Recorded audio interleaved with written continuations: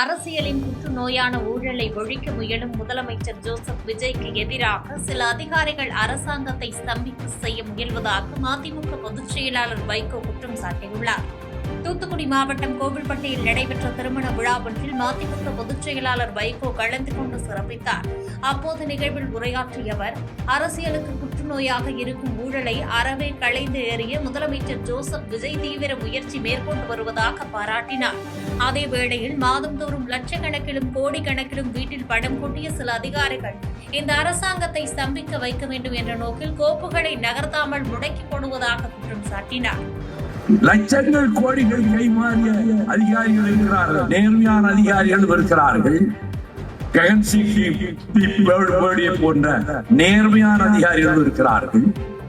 மாசம் லட்சக்கணக்கில் கோடிக்கணக்கிலே வீட்டிலே கொட்டு படம் கூட்டியதே அப்படிப்பட்ட அதிகாரிகளும் இருக்கிறார்கள். அப்படிப்பட்ட அதிகாரிகள் இந்த அரசாங்கத்தை எப்படியாவது ஸ்தம்பிக்க செய்ய வேண்டும் என்ற முடிவோடு எந்த ஃபைலையும் நகர்றது கிடையாது. திருச்சியில் மின்சார டெபாசிட் தொகைக்கு லஞ்சம் பெற்ற மின்வாரிய அதிகாரி பழனிசாமி தொடர்பான வீடியோ சமூக வலைதளங்களில் வேகமாக பரவி வருவதால் பெரும் பரபரப்பு ஏற்பட்டுள்ளது. திருச்சி மாவட்டம் இனாம்குளத்தூர் சந்தைப்பேட்டை பகுதியில் இஸ்திரி கடை நடத்தி வருபவர் முகமது இப்ராஹிம். இவருடைய கடைக்கான மின் கட்டணத்துடன் கூடுதலாக டெபாசிட் தொகையையும் சேர்த்து செலுத்த வேண்டும் என வண்ணாங்கோவில் மின்வாரிய RS பிரிவு அதிகாரி பழனிசாமி கூறியுள்ளார். மின் கட்டணம் போக டெபாசிட் தொகையையும் கட்டச் சொல்லிவிட்டு அதனை தனியாக செலுத்த வழிவகை செய்ய அதிகாரி பழனிசாமி ரூபாய் 10,000 லஞ்சம் கேட்டுள்ளார். இறுதியில் பேசி முடிக்கப்பட்டு ரூபாய் 6,800 லஞ்சமாக பெறும் காட்சி ரகசியமாக வீடியோ எடுக்கப்பட்டுள்ளது. தற்போது இந்த லஞ்சம் பெறும் வீடியோ சமூக வலைதளங்களில் வைரலாக பரவி வருவது திருச்சி வட்டாரத்தில் பெரும் பரபரப்பை ஏற்படுத்தியுள்ளது.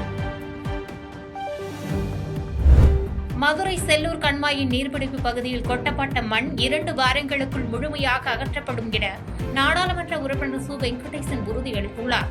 மதுரை செல்லூர் கண்மாய் மற்றும் பந்தல்குடி கால்வாயில் நடைபெற்று வரும் தூய்மை மற்றும் தடுப்பு சுவர் பணிகளை நாடாளுமன்ற உறுப்பினர் வெங்கடேசன், மாவட்ட ஆட்சித்தலைவர் நிஷாந்த் கிருஷ்ணா மற்றும் அதிகாரிகளுடன் இணைந்து ஆய்வு மேற்கொண்டார். பின்னர் செய்தியாளர்களிடம் பேசிய அவர், பந்தல்குடி கால்வாய் பணிக்காக அகற்றப்பட்ட மண் செல்லூர் கண்மாயின் நீர்பிடிப்பு பகுதியில் கொட்டப்பட்டுள்ளதாகவும் இதனால் எதிர்கால ஆக்கிரமிப்பு மற்றும் நீர் சேமிப்பு பாதிக்கப்பட வாய்ப்புள்ளதாகவும் தெரிவித்தார். பொதுப்பணித்துறை அதிகாரிகளின் உறுதியின்படி அடுத்த 2 வாரங்களுக்குள் அந்த மண் முழுமையாக அகற்றப்படும் என்றார். மேலும் வைகை ஆற்றில் கழிவுநீர் கலப்பதை தடுத்து பாதுகாக்க தமிழக அரசு ஒரு தனித்துவமான சிறப்பு ஒருங்கிணைந்த திட்டத்தை உருவாக்க வேண்டும் என கோரிக்கை வைத்தார். செல்லூர் கண்மாயில் கொட்டப்பட்டிருக்கிற இந்த மண் முழுவதும் அகற்றப்படும் என்று பொதுப்பணித்துறை இப்பொழுது உறுதி கொடுத்திருக்காங்க. 2 வாரம்ன்றது மீண்டும் 2 வாரத்துக்கு பிறகு மாவட்ட ஆட்சியர், நான் உள்ளிட்டவர்கள் மீண்டும் ஆய்வுக்கு வருவோம். நிச்சயமாக கொட்டப்பட்ட மண் முழுமையும் அகற்றப்பட்டு செல்லூர் கண்மாயை பாதுகாக்கிற வேலையை அனைவரும் இணைந்து முழுமை செய்வோம் என்பதை தெரிவித்துக் கொள்கிறேன். கரூர் தான்தோன்றிமலை வெங்கட்ராமண சுவாமி கோயில் நில விவகாரத்தில் தங்களை ஆக்கிரமிப்பாளர்கள் என அறிவித்த இந்து சமய அறநிலையத்துறையின் நோட்டீஸை திரும்ப பெற கோரி பொதுமக்கள் கோவிந்தா என்ற கோஷத்துடன் கோயிலில் நூதன மனு அளித்து போராட்டத்தில் ஈடுபட்டனர். கரூர் தான்தோன்றிமலை JJ நகர் மற்றும் ரெங்கா கார்டன் பகுதிகளில் பல தலைமுறைகளாக வசித்து வரும் பொதுமக்களுக்கு அப்பகுதி நிலம் கோயிலுக்கு சொந்தமானது என கூறி இந்து சமய அறநிலையத்துறை நோட்டீஸ் அனுப்பியுள்ளது. தாங்கள் 1963 மற்றும் 1967 செட்டில்மெண்ட் தாசில்தார் உத்தரவுப்படி உரிமையுடன் வசிப்பதாக கூறும் பொதுமக்கள் தங்களை ஆக்கிரமிப்பாளர்கள் என குறிப்பிடுவதை ஏற்க மறுத்துள்ளனர். இதனை கண்டித்து 100க்கும் மேற்பட்டோர் கோயிலில் ஊர்வலமாக வந்து மனு அளித்ததோடு தமிழகம் முழுவதும் உள்ள கோயில் இனாம் நில பிரச்சினைக்கு தமிழக அரசு நிரந்தர தீர்வு காண வேண்டும் என கோரிக்கை விடுத்தனர். எங்களுக்கான அந்த ஆவணத்தில் எங்கள் பேர் உள்ளது என்பதை தெரிவித்துக் கொண்டு தமிழக அரசு இதெல்லாம் நன்கு ஆராய்ந்து ஒரு குழு அமைத்து உடனடியாக எங்கள் மீது போட்ட வழக்குகளை எல்லாம் வாபஸ் செய்து கொண்டு பத்திரப்பதிவை செய்ய வேண்டும். அப்படி பத்திரப்பதிவு செய்தால் மட்டும் எங்கள் பகுதியில் இருக்கக்கூடிய குழந்தைகளுடைய படிப்புக்கு ஒரு வாழ்வாதார பிரச்சனையா இருக்கும், மருத்துவமனை பார்ப்பதற்கு எங்களுக்கு ஏதுவாக இருக்கும். ஆகவே தமிழக அரசும் சரி, இந்த அறநிலையத்துறையும் சரி, எங்கள் மீது ஒரு பரிந்துரை காட்டி உடனடியாக நீங்கள் போட்ட வழக்குகளை எல்லாம் வாபஸ் செய்ய வேண்டும். நீங்கள் போட்ட வழக்குகள் வாபஸ் வாங்கும் வரை எங்களுடைய தொடர் போராட்டம், அகிம்சை போராட்டம், எங்களுடைய போராட்டம் தொடரும். ராசிபுரம் அருகே விநாயகர் சதுர்த்தியை முன்னிட்டு சிலைகள் தயாரிக்கும் பணி தீவிரமடைந்துள்ள நிலையில் கைவினை தொழிலுக்கு தமிழக அரசு மானியம் மற்றும் குறைந்த மின்கட்டணம் வழங்க வேண்டும் என்று தயாரிப்பாளர்கள் கோரிக்கை வைத்துள்ளனர்.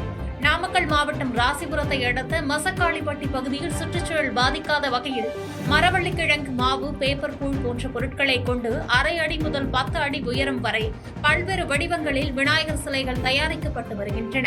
நாமக்கல், திருச்சி, கரூர் உள்ளிட்ட பல்வேறு மாவட்டங்களிலிருந்து வாடிக்கையாளர்கள் ஆர்டர் செய்து வாங்கிச் செல்கின்றனர்.